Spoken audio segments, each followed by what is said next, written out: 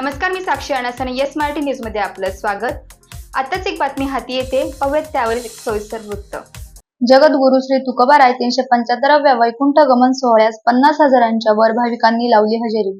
धार्मिक कार्यक्रम असल्याने भाविकांकडून होते शिस्तीचे पालन. शुक्रवार दिनांक 5 एप्रिल चौथ्या दिवशी दुपारी 3 ते 5 गुरुवर्य हरिभक्त पारायण ज्ञानेश्वर माऊली कदम छोटे माऊली यांनी आपल्या मधुर वाणीतून श्री तुकोबारायांचे चरित्र वाचन केले. तसेच सायंकाळी 6 ते 8 हरिभक्त पारायण गुरुवर्य बापूसाहेब महाराज देहूकर श्री तुकोबाराय वंशज पंढरपूर यांचे कीर्तन संपन्न झाले. एकादशी असल्या कारणाने भाविकांना भगर, खिचडी, केळी, शेंगदाण्याची आमटी, महाप्रसाद वाटप करण्यात आला.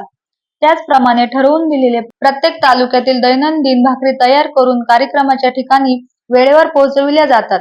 दररोज भाविकांची संख्या वाढत असल्याने आज 50,000च्या वर गर्दी दिसून येत होती. नाशिक व नगर जिल्ह्यातील भाविक कार्यक्रमांसाठी मुक्कामी हजर झाले आहे. जशी जशी कार्यक्रमाविषयी लोकांना माहिती होत आहे तसे तसे दररोज गर्दीचे प्रमाण वाढताना दिसून येत आहे. हजारो स्वयंसेवक स्वयंस्फूर्तीने आपापली जबाबदारी व्यवस्थित पार पाडत आहेत. पोलीस प्रशासनीय कौतुकास्पद कामगिरी बजावताना दिसत आहे. जगद्गुरु तुकाराम महाराजांच्या पादुकाजवळ तुकाराम तुकाराम नामघोषाचा जप करण्यासाठी 24 तास तालुकानिहाय सेवेकऱ्यांचे नियोजन लावून देण्यात आलेले आहे. कृषी प्रदर्शनात महाराष्ट्रातील विविध व्यावसायिक कंपन्यांनी सहभाग घेतलेला असल्याने प्रदर्शन पाहण्यासाठी लोकांची प्रचंड गर्दी होत आहे. नाशिक जिल्ह्यातील शैक्षणिक, सामाजिक, राजकीय, वैद्यकीय, शेतकरी व वारकरी संप्रदायातील दानशूर व्यक्तींनी केलेल्या मदतीमुळे कार्यक्रमाला मोठा हातभार लागला आहे. महाराष्ट्रातील नामवंत कीर्तनगार आपल्या नाशिक जिल्ह्यातील या भव्य दिव्य अशा वैकुंठ गमन सोहळ्याच्या कार्यक्रमासाठी आपली सेवा देत आहेत.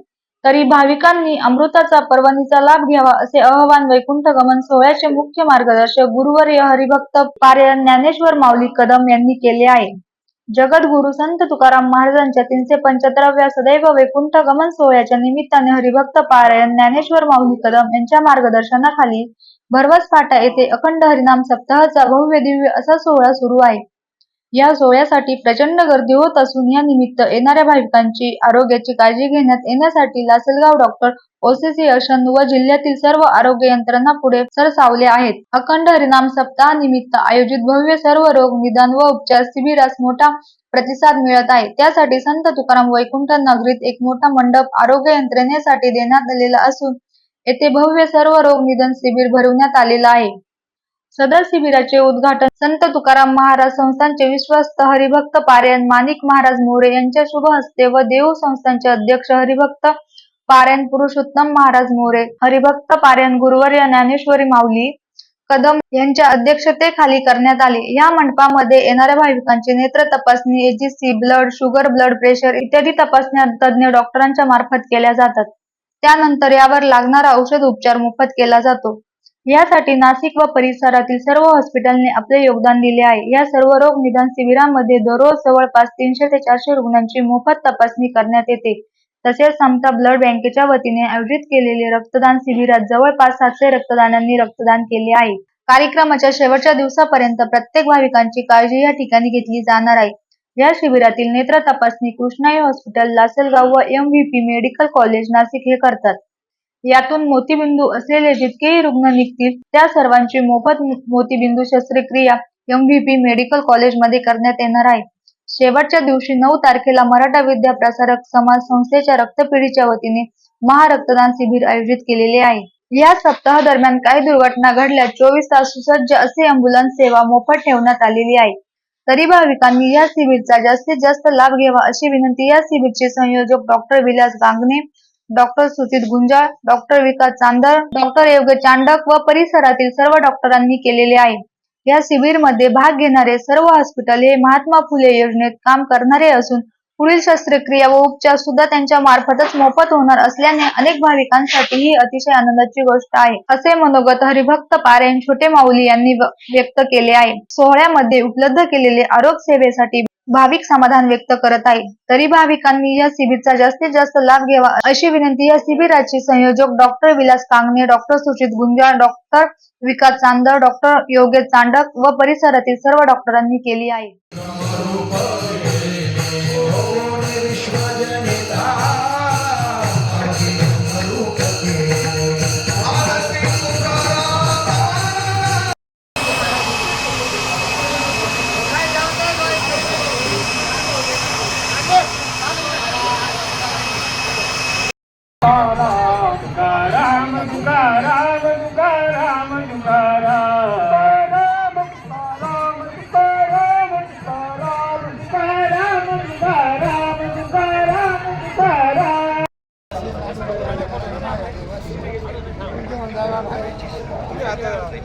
पार्टी बदलून राहिली काय मला असं वाटतं.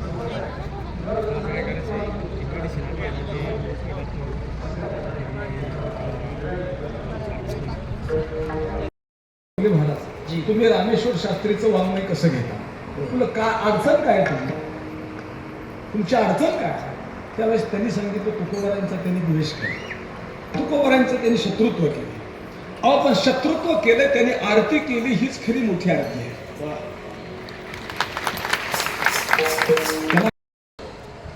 परंतु माऊत हा हुशार होता की आपल्याला शॉर्टकटनं कसं जाता येईल. आम्ही सुद्धा कार्यक्रमाला चाललो, माऊली महाराज तो मुलगा आईच्या मांडीवरती प्राण झाला. आईने पाहिलं मुलगा गतप्राण झाला, श्वास बंद झाले. आई बाहेर मोकळून रडायला लागली. रडणं तिचा स्वभाव आहे, कारण तिचं नाटक किती असतं माऊलीने सांगितलं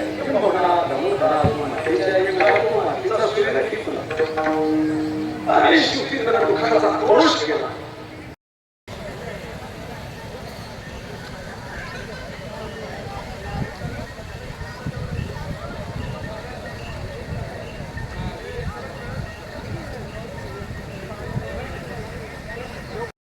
की हे लोकांचं लक्ष वेधून घेतलं असं नाही, पण त्रैलोक्याचं लक्ष त्यांनी वेधून घेतलं. अशीच त्यांच्यात कोणती जागृती महाराज, तर भक्ती होती जागृती. आणि त्या भक्ती करता तुकोबारांना तुम्ही काय साधन वापरत असेल, मी काय भक्ती केली असेल भगवंताची.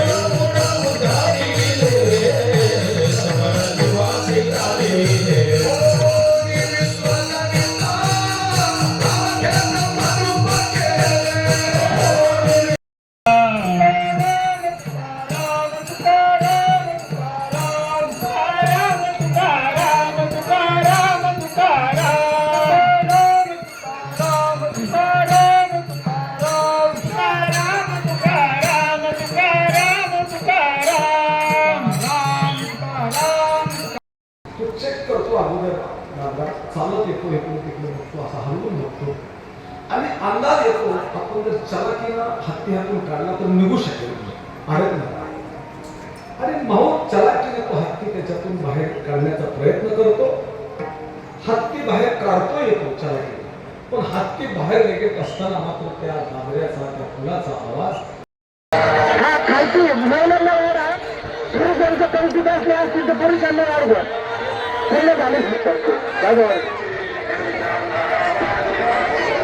आपली इकडे तुम्ही इकडे याला तिकडे येते यज्ञ मंडपाच्या बाजूचे स्वयंसेवक पुरुषांनी वाढा चालू करून तुम्ही.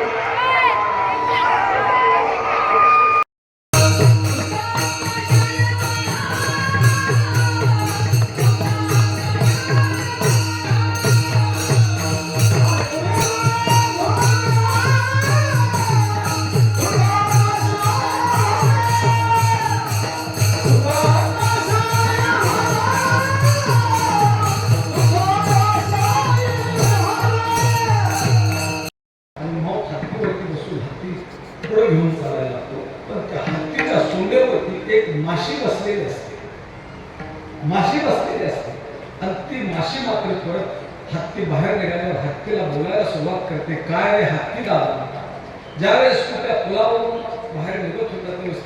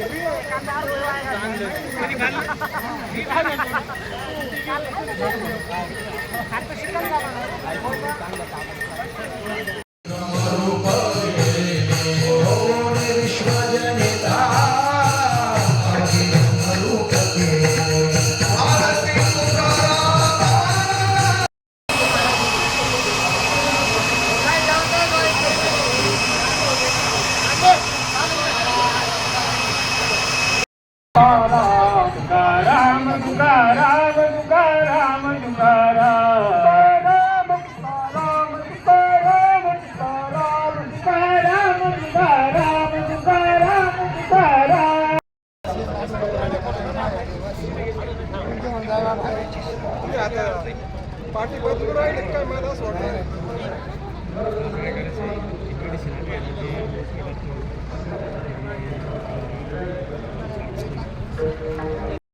महाराज तुम्ही रामेश्वर शास्त्रीचं वाङ्मय कसं घेता तुला काय अडचण काय तुमची अडचण काय त्यावेळेस त्यांनी सांगितलं तुकोबारांचा त्यांनी द्वेष केला तुकोबारांचं त्यांनी शत्रुत्व केलं अहो पण शत्रुत्व केलं त्यांनी आरती केली हीच खरी मोठी आरती आहे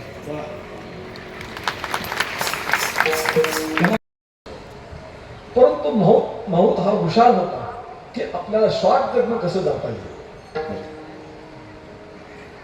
आम्ही सुद्धा कार्यक्रमाला चाललो माऊली महाराज तो मुलगा आईच्या मांडीवरती गतप्राण झाला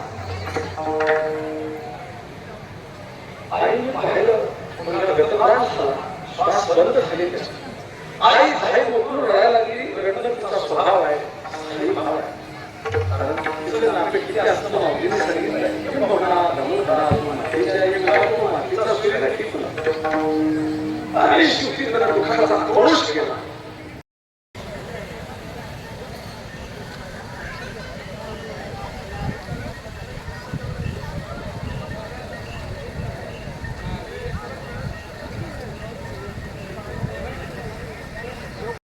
की हे लोकांचं लक्ष वेधून घेतलं असं नाही पण त्रैलोक्याचं लक्ष त्यांनी वेधून घेतलं अशीच त्यांच्यात कोणती जादू होती महाराज तर भक्ती होती जादू आणि त्या भक्ती करता तुकोबारांना तुम्ही काय साधन वापरत असेल की काय भक्ती केली असेल भगवंत असेल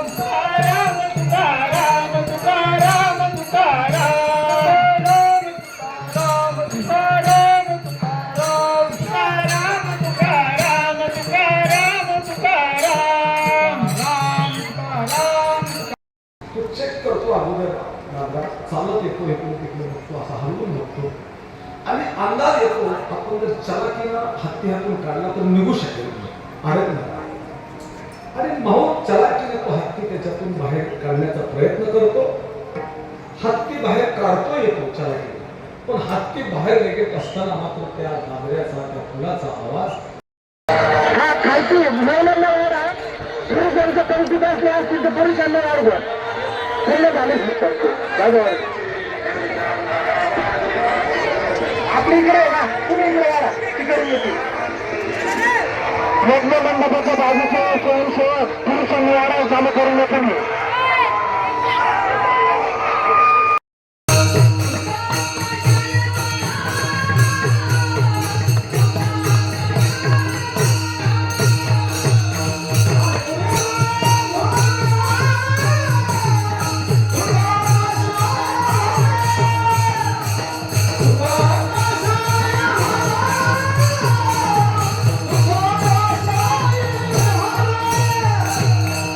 आणि मग हत्तीवरती बसून हत्ती पुढे घेऊन चालायला लागतो. पण त्या हत्तीच्या सोंडेवरती एक माशी बसलेली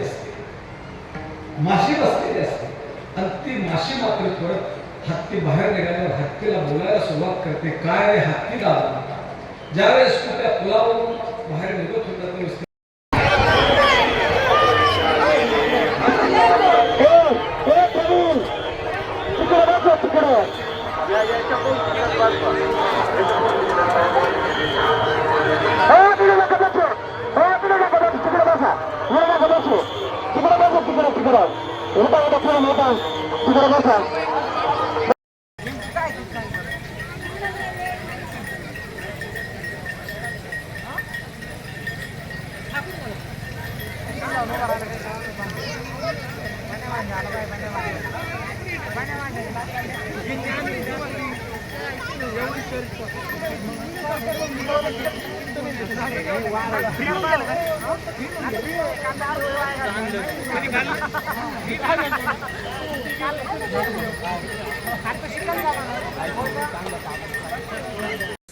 अशाच प्रकारच्या ताज्या घडामोडींसाठी येस मराठी न्यूज यूट्यूब चॅनलला शेअर करा, सबस्क्राईब करा, लाईक करा आणि पाहत राहा येस मराठी न्यूज.